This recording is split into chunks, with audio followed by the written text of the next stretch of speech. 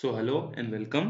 तो आज हम लोग इस वीडियो में देखने वाले हैं क्लास 10th का सोशल साइंस का एग्जाम पेपर कैसे लिखा जाता है और 2020 का एनालिसिस भी जो है हम लोग करने वाले हैं।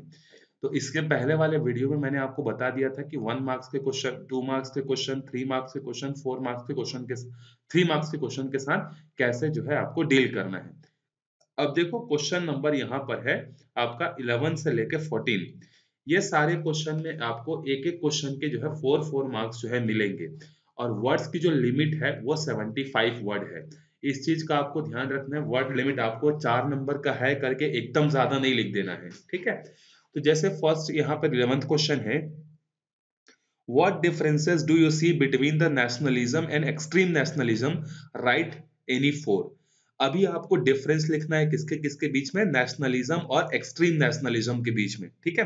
तो आप फिर से क्या हेडिंग डालोगे, सेंटर में हेडिंग डालोगे आंसर नंबर 11। इसके नीचे लिखोगे, अगर जैसे आप इसको लिखते हो तो सिर्फ आपको इतना ही लिखना है आंसर नंबर 11 और कुछ नहीं लिखना है। फिर आप लिखोगे difference between nationalism and extreme nationalism करके एक कॉलम में लिखेंगे, इस तरीके से नेशनलिज्म करके लिखेंगे, फिर बीच में लाइन खींचेंगे और यहाँ पर क्या लिखेंगे, एक्सट्रीम नेशनलिज्म करके जो है लिखेंगे। अब देखो आपको 4 ही पॉइंट लिखने हैं, आपको ज्यादा नहीं लिखने कि मुझे आता है मुझे तो मैं 6 पॉइंट लिख देता हूं मुझे ज्यादा नंबर मिलेगा, ऐसा कुछ नहीं है। वो सिर्फ आपका टाइम वेस्ट होगा। अगर आप 4 सही सही पॉइंट लिखोगे तो आपको बराबर 4 नंबर जो है मिलेगा। जैसे नेशनलिज्म जो होता है, नेशनलिज्म अगर कोई कंट्री में नेशनलिज्म की भावना अच्छी है तो वो उसका नेबरिंग कंट्रीज के साथ या पूरे दुनिया के अलग अलग कंट्रीज के साथ जो फ्रेंडशिप होता है वो बहुत अच्छा होता है, मतलब बाकी कंट्रीज के साथ उसकी दुश्मनी नहीं होती है। जबकि एक्स्ट्रा नेशनलिज्म में जो है क्या होता है, अदर कंट्रीज के साथ हमारे झगड़े होते हैं, कॉन्फ्लिक्ट होते हैं, लड़ाइयां होती हैं, ठीक है। जैसे नॉर्थ कोरिया, नॉर्थ कोरिया जो है एक्सट्रीम नेशनलिज्म का जो है एक उदाहरण है। वहां पर आपका देखो नॉर्थ कोरिया की दुश्मनी हमेशा अपने आसपास के कंट्रीज के साथ है, जापान के साथ है, साउथ कोरिया के साथ है। तो वो अल्ट्रा नेशनलिज्म इस तरीके की दुश्मनी जो है रहती है। दूसरा पॉइंट आप लिख सकते हो नेशनलिज्म में कि ये जो है कंट्री के लिए हार्मफुल नहीं होता है, जबकि एक्सट्रीम नेशनलिज्म कई बार क्या होता है, हार्मफुल हो जाता है, ठीक है। और इसके अलावा यहाँ पर जो माइनर नेशनलिज्म में जो है, जो माइनॉरिटीज होती हैं, माइनॉरिटीज को प्रॉपर राइट मिलते हैं, जबकि एक्सट्रीम नेशनलिज्म में माइनॉरिटीज को जो है प्रॉपर राइट्स नहीं मिलते हैं। इस तरीके से इधर 1 2 3 4 पॉइंट लिखोगे, इधर भी 1 पॉइंट लिखोगे। जैसे इसका 1 पॉइंट जो है 2 लाइन में खत्म हो गया और इसका 1 लाइन में खत्म हो गया।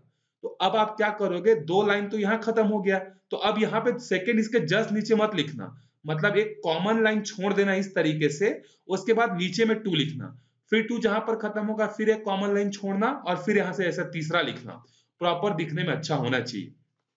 उसके बाद देखो, अगर आप इसके और को सॉल्व करते हो तो अब आप क्या लिखोगे, अगर आप और को सॉल्व करने जा रहे हो, यहाँ पे बड़े केयरफुली ध्यान से समझना। अगर आप 4 नंबर के क्वेश्चन सॉल्व करते हो, क्योंकि 4 नंबर से ऑप्शन स्टार्ट हो जाते हैं, तो अगर आप सिर्फ ऑप्शन नंबर या आंसर नंबर 11 लिख के छोड़ देंगे तो फिर वो थोड़ा सा कंफ्यूजिंग हो जाएगा। तो उससे अच्छा आप यहाँ पर लिखना आंसर नंबर 11 और यहाँ पर ब्रैकेट में लिखना ऐसा और के नीचे अंडरलाइन करना। इससे कॉपी चेक करने वाले को समझ में आ जाएगा कि हाँ भाई उसने क्वेश्चन नंबर 11 के और को सॉल्व किया है। फिर यहाँ पर फिर से वही देखो क्या दिया है, what were the similarities between the dictators Mussolini and Hitler. Hitler और मुसोलिनी में जो है क्या क्या सिमिलरिटीज थी, तो उसमें लिखना कि हिटलर और मुसोलिनी दोनों जो थे वो क्या थे, एक्सट्रीम नेशनलिज्म थे, मतलब एक्सट्रीम नेशनलिज्म के एग्जाम्पल थे। वो अपने देश के लोगों को ही सबसे बड़ा समझते थे, बाकी कोई दूसरा कंट्री से अगर कोई आया है तो उसको वो खराब समझता था, इस तरीके से। फिर दोनों जो है क्या करते थे, बंदूक की भाषा में बात करते थे। पीस इनके डिक्शनरी में नहीं था, मतलब ऐसा मत लिखना डिक्शनरी में नहीं था, मतलब मैं आपको जस्ट एग्जांपल बता रहा हूँ। ऐसे करके आप 4 सिमिलरिटीज जो है लिखोगे दोनों में। दोनों ने पार्टीज बनाई थी, एक ने नाजी पार्टी बनाई थी, एक ने कुछ और पार्टी बनाई थी। दोनों के पार्टी के लोग जो होते थे वो क्या करते थे, दूसरे कंट्री के लोगों को मारते थे। इस तरीके से आप, मतलब एक जनरल एग्जांपल दे रहा हूँ, इसमें पॉइंट जो है मेंशन करोगे, ठीक है। देखो उसके बाद क्वेश्चन नंबर 12 यहां से स्टार्ट हो रहा है। क्वेश्चन नंबर 12 को सॉल्व करने के लिए देखो आपको क्या करना है, ये पाई चार्ट को आपको नहीं बनाना है। आप ये मत सोचना कि सर हम लोग इस पाई चार्ट को बना देंगे तो अच्छा लगेगा, नहीं। आप इस पाई चार्ट को मत बनाना, आप सीधा सीधा ये लिखना कि हम लोग क्या कर रहे हैं, from the above pie chart करके लिखना, आंसर नंबर यहाँ पे बीच में फिर सेंटर में डालोगे 12 और फ्रॉम द अबव चार्ट, उसके बाद लिखना आप ए बी सी डी जो भी आपको दिया है। जैसे ए क्वेश्चन में आपको दिया हुआ है, क्या दिया है, ए क्वेश्चन में आपको दिया है, ये पहले आपको इस पाई चार्ट को ध्यान से समझना है। एक पाई चार्ट है जिसमें पूरे इंडिया के लैंड के बारे में इंफॉर्मेशन है, और एक पाई चार्ट है जिसमें सिर्फ छत्तीसगढ़ के लैंड के बारे में जो है इंफॉर्मेशन है। अब पहला क्वेश्चन है, for which type of land the percentage of land is more in Chhattisgarh state than India. इस पाई चार्ट को आपको देखकर बताना है कि इंडिया छत्तीसगढ़ में कौन सा जो लैंड है वो ओवरऑल इंडिया में जो लैंड है उससे ज्यादा है। तो क्लियरली यहाँ पर दिख रहा है कि जो पूरे इंडिया में ओवरऑल अगर देखें पूरे सारे स्टेट्स को मिलाएंगे तो लगभग लगभग 23% जो है फॉरेस्ट लैंड है, जबकि छत्तीसगढ़ में क्या है, फॉरेस्ट लैंड का परसेंट जो है 46% है। समझ में? तो यहाँ पर आप लिखोगे कि हाँ भाई फॉरेस्ट लैंड जो है हमारे छत्तीसगढ़ में क्या है, बहुत ज्यादा है। समझ में आ गया होगा? ठीक है। उसके बाद आप इसको लिखोगे कैसे, तो लिखोगे forest land, the percentage of forest land in Chhattisgarh is more than the forest land in India. इस तरीके से आप जो है लिखोगे। समझ में आया ये? सेकेंड क्वेश्चन आपको क्या दिया है, for which type of land percentage of land is less in Chhattisgarh than India. India के कंपैरिजन में कहां पर जो है लैंड परसेंट जो है हमारे कम है। अब देखो दोनों को कंपेयर करो तो कहां पर आपको कंपैरिजन दिखेगा, यहां दिखेगा नॉन एग्रीकल्चरल लैंड। पूरे ओवरऑल इंडिया में नॉन एग्रीकल्चरल लैंड जो है वो 9% है, जबकि हमारे छत्तीसगढ़ में 5% है। आप एक और चीज लिख सकते हो, जो वेस्ट लैंड है वो इंडिया में जो बर्बाद खराब जगह है वो 8% है, जबकि हमारे छत्तीसगढ़ में ये 4% है। तो आप इन दोनों का मेंशन जो है कर सकते हो सेकंड में। ठीक है, तो कैसे लिखोगे, waste land and non waste land and sorry non agricultural land and waste land are less in Chhattisgarh as compare to India, ऐसा लिख के बस छोड़ दोगे। थर्ड है, for which type of land the percentage of land is double in Chhattisgarh state than India. Double किसमें है, forest land में। देखो अच्छा पहले क्वेश्चन के आंसर में ये भी तो आ सकता था, एग्रीकल्चरल लैंड यहां भी आ सकता था। यहां पर देखो डबल की बात किया, तो डबल की बात किया तो 40 23 2 कितना होता है 46, तो फॉरेस्ट लैंड जस्ट डबल है। तो आप पहले वाले क्वेश्चन में आप एग्रीकल्चरल लैंड को भी यहां पर मेंशन जो है कर सकते थे। चलो fourth, which two different type of land have the equal percentage in Chhattisgarh. Chhattisgarh और इंडिया ओवरऑल इंडिया में कौन से दो ऐसे जहां पर परसेंटेज जो है ऑलमोस्ट जो है क्या है इक्वल है। तो कौन कौन से हैं यहाँ पर देखो, आपको दो लैंड दिखेंगे। एक है आपका देखो ये पाई चार्ट में क्लियरली दिख नहीं रहा है, समझ में नहीं आ रहा है। नॉन एग्रीकल्चरल लैंड यहाँ 5 है, यहाँ वेस्ट लैंड 4 है, बैरन लैंड जो है 10% है, ग्रासलैंड जो है 3% है और ग्रासलैंड जो है 6% है। तो ये पाई चार्ट तो हमें क्लियरली मेंशन नहीं है कि ये वाला परसेंट कितना है। मेरे ख्याल से एग्रीकल्चरल लैंड यहाँ और यहाँ दोनों जगह जो है क्या होंगे, सेम होंगे। एक बार आप पाई चार्ट को ध्यान से देख लेना, एग्जाम में जो भी रहेगा यहाँ क्लियरली नहीं दिख रहा है वो। चलो अगर आप इसके और को सॉल्व करोगे तो फिर से आप क्या डालोगे, यहाँ पर डालोगे आंसर नंबर 12 ब्रैकेट में बंद करोगे इस तरीके से रेक्टेंगल में, और यहाँ पर लिखोगे और के नीचे 2 अंडरलाइन। अब अगर आप और को सॉल्व कर रहे हो तो जैसे यहाँ पर और में आपको क्या दिया हुआ है, और में आपको दिया हुआ है, अच्छा ये उल्टा हो गया, इसको घुमा देते हैं। हाँ, some names are given in the table, how do they use soil, fill in your answer book in table form। आपको सिर्फ ये लिखना है कि ये जो पर्सन्स होते हैं ये सॉइल का क्या क्या यूज करते हैं। जो पॉटर्स जो होते हैं पोर्ट्रेट्स बनाने के लिए यूज करते हैं, मटकी के सामान बनाने के लिए यूज करते हैं। फार्मर जो होते हैं वो सॉइल के यूज अपने एग्रीकल्चर प्रोडक्ट के लिए करते हैं। आर्टिस्ट ऑफ स्कल्पचर जो होते हैं वो स्कल्पचर बनाने के लिए यूज करते हैं, जैसे दुर्गा हो गया, गणेश उत्सव हो गया, उस समय जो है वो क्या करते हैं, मिट्टी के जो है मूर्तियां बनाते हैं। वुमेन ऑफ विलेज, जो गांव की जो महिलाएं होती हैं वो मिट्टी का क्या करती हैं, घर के दीवालों को जो है प्लास्टर करने के लिए यूज करती हैं। तो आपको एक एक वर्ड में या दो दो वर्ड में जो है आपको इसको आंसर को लिखोगे तो आपको 4 नंबर मिल जाएगा। ठीक है, तो ये ज्यादा आसान है आपके लिए। ठीक है, क्यों ज्यादा आसान है, सिर्फ आपको बताने क्या क्या यूजेस है। अगर आपने सही लिखा तो पूरा पूरा 1 नंबर, आपको पूरा पैराग्राफ लिखने की जरूरत जो है नहीं है। आगे बढ़ते हैं क्वेश्चन नंबर 13 पे। फिर से वैसी क्वेश्चन नंबर 13 को सॉल्व कर रहे हो तो आप लिखोगे आंसर नंबर 13 और ये explain how census data is useful for us. अब यहां पर देखो एक एक नंबर है तो आपको ज्यादा इलेबोरेट नहीं करना है, आप लिखोगे census data is useful for us by following manner. फिर पहला, इससे हमें पता चलता है कि क्या बोलते हैं बीपीएल के नीचे कितने लोग रहते हैं। इससे हमें ये पता चलता है कि फ्यूचर में अगर हमें कोई स्कीम बनानी है तो उस स्कीम के बेनिफिशियरीज कितने होंगे। तीसरा हमें ये पता चलता है कि हेल्थ का स्टेटस क्या है। चौथा हमें पता चलता है कि बर्थ रेट क्या है, डेथ रेट क्या है, ऐसे बहुत सारे इंफॉर्मेशन पता चलते हैं सेंसस से। ठीक है, तो मेरा आपसे एक क्वेश्चन है, कमेंट करके आप सब लोग बताना, हमारे इंडिया में जो सेंसस है वो कितने ईयर के इंटरवल में होता है, और लास्ट जो सबसे लेटेस्ट वाला जो सेंसस हुआ था वो कब हुआ था। ठीक है, चलो अब जब आप इसके और को सॉल्व करोगे तो फिर से आप यहां पर लिखोगे आंसर नंबर 13 और यहां पर साइड में लिखोगे और करके। ठीक है, अब यहां पर क्या है, explain how population exposure is deadly for society. Society के लिए किस तरीके से डेडली है पॉपुलेशन का एक्सपेंशन होना। पहले रिसोर्सेज की कमी होती है, जब पॉपुलेशन बहुत ज्यादा हो जाते हैं तो रिसोर्सेज की कमी होती है, क्योंकि जैसे देखो अगर एक घर में 3 लोग हैं तो 3 लोग के लिए जो 10 रोटी बनती है तो तीन लोग जो 10 रोटी को मिल बांट के आराम से खा लेते हैं और पेट भर जाता है। वहीं पर अगर उस परिवार में 3 रोटी के बजाय मतलब 3 मेंबर्स के बजाय मान लो वहां पर 10 मेंबर हो जाते हैं, तो 10 मेंबर हो जाते हैं तब लोगों को क्या मिलेगा, एक एक रोटी मिलेगा, क्योंकि रोटी की कैपेसिटी तो उतनी ही है, उस 10 ही है। तो यहाँ पर रिसोर्सेज की कमी हो जाती है, लैक ऑफ रिसोर्सेज। फिर अनएम्प्लॉयमेंट बढ़ता है, फिर डिजीज बढ़ती है। इस तरीके से आप 3-4 पॉइंट जो है क्या करोगे, लिखोगे क्या क्या प्रॉब्लम जो है फेस करनी पड़ती है पॉपुलेशन के कारण से।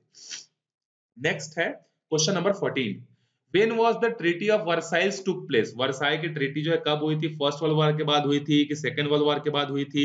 आपको अगर एग्जैक्ट डेट नहीं पता है तो आप ईयर जो है मेंशन कर सकते हो कि ईयर जो है क्या होगा। ठीक है, ईयर आपका क्या है, 1900 क्या है वो आपको मेंशन करना है। What were the main terms of this treaty, Versailles की जो ट्रीटी हुई थी उसमें जो है 14 पॉइंट्स थे या 10-12 पॉइंट्स थे। तो उन पॉइंट्स में से आपको देखो, अगर आपने ये आपने बताया कि कब हुआ था, जैसे मैं जस्ट एग्जांपल के लिए बता रहा हूं, मान लो जैसे वर्साई की ट्रीटी हुई 1920 में, ये एग्जैक्ट डेट नहीं है, मैं बस आपको बता रहा हूं। तो लिखोगे the treaty of Versailles took place in 1920, इतना लिखोगे तो एक नंबर मिलेगा। मतलब 1920 एग्जैक्ट नहीं है, आपको सही डेटा लिखना है, एक नंबर मिलेगा। फिर आप यहां पर देखो +3 लिखा है, +3 का मतलब इस ट्रीटी के जो है मेन पॉइंट्स क्या थे, उसके कोई 3 पॉइंट्स आपको लिखने हैं कि इस ट्रीटी में हारने वाली कंट्रीज पे जो है ये लगाया गया कि जुर्माना लगाया गया, उनसे बहुत ज्यादा पैसा लिया गया, उनके वेपन्स डिस्ट्रॉय कर दिए गए। इस तरीके से आपको पॉइंट्स जो है क्या करने हैं, उसमें मेंशन करने हैं। ठीक है, उसके बाद अगर इसके और को लिखोगे तो फिर से आप आंसर नंबर 14 डालोगे और ब्रैकेट में लिखोगे और यहां पर देखो क्या लिखा है, write any 4 reason of first world war. पहले वर्ल्ड वॉर के क्या क्या रीजन थे, आपको 4 ही लिखने हैं, 5 नहीं लिखोगे। तो आप क्या लिखोगे, the following are the reasons for the first world war, फिर 1 2 3 4 एक एक लाइन में 2 लाइन में लिख के छोड़ दोगे, आपको पूरा नंबर मिल जाएगा। ठीक है, अब यहां से आता है बड़ा क्वेश्चन। बड़ा क्वेश्चन यहां पर है, क्वेश्चन जो है क्वेश्चन नंबर 15 और 16, ये 15 मार्क्स के हैं। तो आप फिर से क्या करोगे, यहां पर लिखोगे आंसर नंबर 15। अब देखो वर्ड लिमिट 100 है, मतलब आपको थोड़ा सा बड़ा करके लिखना है अब। ठीक है, right a note on the ancient and modern structure of a currency. आपको बताना है कि पुराने जमाने में क्या करेंसी होती थी और आज के जमाने में क्या करेंसी होती है। अभी अभी हमने पढ़ा है पुराने जमाने में जो पहले मेटल वगैरह यूज होता था, तो आप पहले लिखोगे एंशिएंट और मॉडर्न में जो है क्या क्या डिफरेंसेस है, इसको आप नोट करोगे। टिप्पणी करना है, मतलब आपको क्या करना है, आपको मेन मेन पॉइंट्स लिखने हैं। तो आप चाहो तो क्या कर सकते हो, बुलेट पॉइंट्स लगा लगा कर 2 लाइन 3 लाइन में एक्सप्लेन कर सकते हो कि in ancient time the form of currency is the metallic, उसके बाद इस मेटेलिक में प्रॉब्लम हुई, then it is converted into hundi, hundi is now converted into jewellers, jewellers is now converted into paper currency. इस तरीके से आप लिखोगे कि पहले कौन सी करेंसी यूज होती थी, फिर उसका प्रॉब्लम क्या हुआ, उस प्रॉब्लम को आप मेंशन करोगे। पहले लिखोगे, आप हेडिंग डालोगे एंशिएंट करेंसी के बारे में, पहले आप यहाँ हेडिंग डालोगे एंशिएंट करेंसी, इसमें 2 4 5 लाइन लिखोगे क्या क्या होता था, क्या क्या दिक्कत था। फिर उसके बाद आप लिखोगे मॉडर्न करेंसी करके सेकंड हेडिंग डालोगे, और मॉडर्न करेंसी में पेपर करेंसी यूज होता है, और पेपर करेंसी जब यूज होता है तो उसके जो फोटो लगे होते हैं वो क्या होते हैं, किसी बहुत बड़े आदमी के होते हैं। जैसे हमारे इंडिया में जो है गांधी जी का फोटो लगा हुआ है, अमेरिका में क्लिंटन का लगा हुआ है, तो जो फादर होते हैं नेशन के उनका फोटो, कोई बहुत अच्छा प्लेस है उसका फोटो लगा होता है करके, इस तरीके से आप वहां पर लिखोगे। ठीक है, सेकंड अगर इसके और को लिखोगे तो सेम हेडिंग डालोगे आंसर नंबर 15 और इसका और। Facility of loan on one hand increases our income and other hand we caught in the net of loan, how explain with example. हमें क्या होता है, कई बार लोन जो होता है वो हमारे इनकम को कई बार बढ़ा देता है, कई बार लोन जो होता है वो क्या करता है, डेब्ट ट्रैप में फंसा देता है। तो आप लिखोगे कि लोन्स क्या होता है, पहले तो ये डिफाइन करोगे कि लोन जो होता है वो किसी आदमी अपनी नीड को फुलफिल करने के लिए किसी इंस्टीट्यूट से, बैंक से या किसी पर्सन से जो है लेता है, इतना लिखोगे, आप मेंशन करोगे। देन उसके बाद लिखोगे sometime this loan is increases our income by we can understand by the following example. उसके बाद आप लिखोगे इसका एग्जांपल, सुरेश का एग्जांपल। सुरेश क्या था, एक मतलब इतना डिटेल में स्टोरी को नहीं लिखोगे, डिटेल में नहीं लिखोगे, आप क्या लिखोगे, like we have studied in our class 10। Suresh जो था एक क्या था, गवर्नमेंट एम्प्लॉय था, उसने लोन लिया, उसने लोन लेकर अपने घर को बना लिया और अपना इनकम जो है उसने इंक्रीज कर लिया। वहीं पर दूसरा जो कल्पना का एग्जांपल पढ़े थे, कल्पना उपासना का था, जहां पर वो डेप्ट ट्रैप ली, जहां पर वो अपने 3 एकड़ जमीन में क्या करती थी, पीनट्स का जो है एग्रीकल्चर करती थी। तो कई बार क्या होते हैं, जो फार्मर्स होते हैं, जब वो क्या करते हैं, लोन लेते हैं तो फसल खराब हो जाती है, तो वो डेप्ट ट्रैप में फंस जाते हैं। इस तरीके से आप एग्जाम्पल में लिखोगे, ठीक है, आपको पूरा नंबर मिलेगा। फिर अब कोशिश करना बुलेट पॉइंट्स में लिखने का, एकदम पैराग्राफ में लिखने की कोशिश मत करना कि 5 लाइन लिखा फिर पैराग्राफ चेंज करके फिर लिखा, ऐसा नहीं, कोशिश करना कॉपी को अट्रैक्टिव बनाने की। चलो अब आगे बढ़ते हैं 16 पे। देखो 16 पे आपको क्या दिया हुआ है, right the difference between the rural settlement and urban settlement. तो फिर से एक एक नंबर का क्वेश्चन, एक पॉइंट लिखोगे तो एक नंबर। तो यहाँ लिखना difference between the rural settlement and urban settlement are, फिर एक हेडिंग डालोगे रूरल सेटलमेंट अर्बन सेटलमेंट, यहाँ पे 1, फिर एक कॉमन पॉइंट खत्म होगा, फिर 2, फिर यहाँ पे तीसरा लिखोगे, फिर यहाँ पे 4 लिखोगे, फिर इस तरीके से 5 लिखोगे। या आप अलग से रूरल सेटलमेंट का 5 पॉइंट लिख सकते हो, फिर अर्बन सेटलमेंट का लिख सकते हो, ये ज्यादा बेटर है। आप इस तरीके अर्बन रूरल लिखो, इस बार अर्बन लिखो इस साइड, वो ज्यादा अच्छा इंप्रेसिव है, वहां पर उसको दोनों पॉइंट एक साथ समझने को जो है मिल जाएंगे।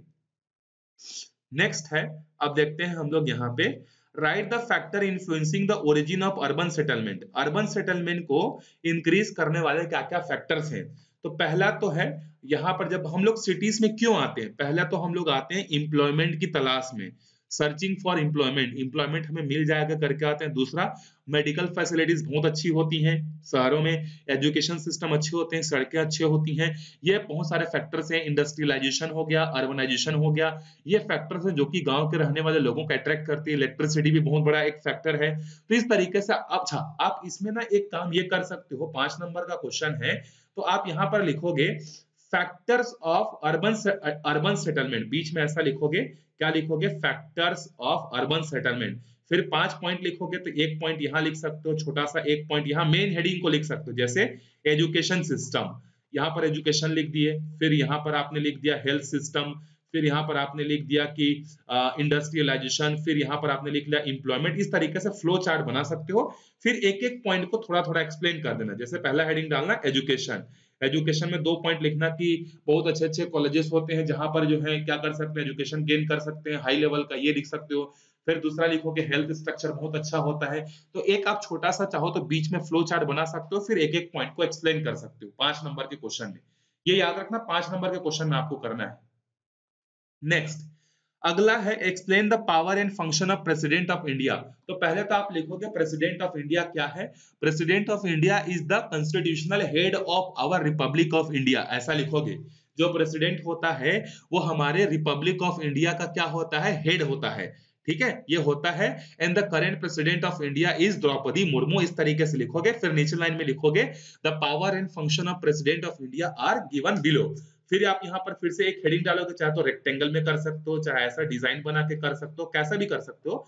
यहाँ पर लिखोगे पावर एंड फंक्शन, फिर यहाँ एक पॉइंट, फिर यहाँ एक पॉइंट, 2 3 4 5 6, इस तरीके से आप थोड़ा थोड़ा पॉइंट लिखोगे। इसमें सब मतलब हेडिंग हेडिंग पॉइंट को लिखोगे कि उसके पास क्या पावर होता है, उसके पास इमरजेंसी का पावर होता है, वो सारे सेनाओं का हेड होता है, प्राइम मिनिस्टर को अपॉइंट करते हैं। इस तरीके से थोड़ा थोड़ा करके लिखोगे यहाँ पर छोटा छोटा पॉइंट्स में, इस तरीके से फिर उसको डिटेल में एक्सप्लेन करोगे। देखो कितना अच्छा दिख रहा है, ऐसे ही लिखा हूं तुम्हें, ठीक है। इसी तरीके से फिर उसके बाद डिटेल में लिखोगे कि एक एक क्या क्या करता है करके। फिर उसके बाद नेक्स्ट है राइट द 6 फंक्शन, सेम वैसे लिखोगे कि इलेक्शन कमीशन जो है वो क्या एक कॉन्स्टिट्यूशनल बॉडी है जो हमारे कॉन्स्टिट्यूशन मेकर्स ने जो है बनाया था, इसके वह फंक्शन ये है करके आप लिखोगे इस तरीके से। चाहो तो आप फ्लो चार्ट मेंशन कर सकते हो, अगर आपके पास टाइम है तो, नहीं है तो आप सीधा सीधा पॉइंट्स लिख दोगे तो भी जो है चलेगा। 18 है एक्सप्लेन, फिर से वही आंसर नंबर 18 डालोगे, reason for voters do not participate in the voting process. आपको 6 ऐसे पॉइंट्स लिखने हैं या 6 ऐसे रीजंस लिखने हैं जिसके कारण से लोग वोटिंग में पार्टिसिपेट नहीं करते हैं। पहला मतलब लिटरेसी रेट के कारण लोग ज्यादा पढ़े लिखे नहीं है, इसके कारण से। दूसरा, उनको नॉलेज नहीं है कि कौन से पार्टी होती है, क्या ईवीएम होता है, उसके बारे में नॉलेज नहीं है, इसके लिए। उसके अलावा कई बार इन्फ्लुएंसिंग होती है, इसके कारण से करके आप जो चैप्टर पढ़े हो ना, उसमें आप एनालाइज करके लिखोगे कि जब 1952 में पहला जनरल इलेक्शन हुआ था, उस समय लोग जो पार्टिसिपेट क्यों नहीं किए थे, और आज भी पार्टिसिपेट क्यों नहीं करते हैं लोग, इसके बारे में। ठीक है। फिर आप लिखोगे लास्ट लाइन में, above are the reason for people do not participating in voting process करके लास्ट में लिखोगे। फिर आंसर खत्म होगा तो एक लाइन खींचोगे, ये हर क्वेश्चन में करोगे। जहां एक आंसर खत्म होगा ऐसा एक लाइन खींचोगे कॉर्नर में, यहां खत्म हुआ यहां खींचोगे। ठीक है। चलो आगे देखते हैं। द राइट टू, अच्छा, क्वेश्चन नंबर 18 का और को सॉल्व करोगे तो आप क्या हेडिंग डालोगे, आंसर नंबर 18 एंड और उसके ब्रैकेट में साइड में। The right to form an organization is an essential in a democracy. Explain the importance of organization in 6 points. किसी भी डेमोक्रेसी में ऑर्गेनाइजेशन बनाने के लिए जो है हमें राइट्स दिया हुआ है, आप मेंशन करोगे कि in our constitutional article number 19 gives the right to form an organization in our Indian democracy. इस तरीके से लिखोगे, आर्टिकल नंबर 19 में हमें ऑर्गेनाइजेशन बनाने का राइट है। फिर आप उसके बाद क्या लिखोगे, इंपॉर्टेंस क्या है, 6 पॉइंट आपको लिखना है कि ऑर्गेनाइजेशंस के फायदे क्या होते हैं। ऑर्गेनाइजेशन से हम लोग इन्फ्लुएंस कर सकते हैं, अपनी मांग को रख सकते हैं। इस तरीके से आप 4-6 पॉइंट जो है यहाँ पर अपने ओन वर्ड्स में आपको जो भी याद आ रहा होगा, ठीक है, लेकिन सेंटेंस सही होना चाहिए, वो आप वहां पर क्या करोगे, मेंशन करोगे। तो इस तरीके से आप सोशल के पेपर को अगर अच्छे से लिखोगे, फ्लो चार्ट के साथ अच्छे से डायग्राम बना के, जहां पॉसिबल हो फ्लो चार्ट से, तो आपको बहुत अच्छे नंबर जो है मिलेंगे। और मैं भी यही चाहता हूँ कि आपको 100 आउट ऑफ 100 जो है 98 99 मिले, ताकि आप टॉप 10 में जो है आ सको। ठीक है। मिलते हैं बाकी सब्जेक्ट्स के साथ, कैसे डिस्कस करेंगे अगले वीडियो में।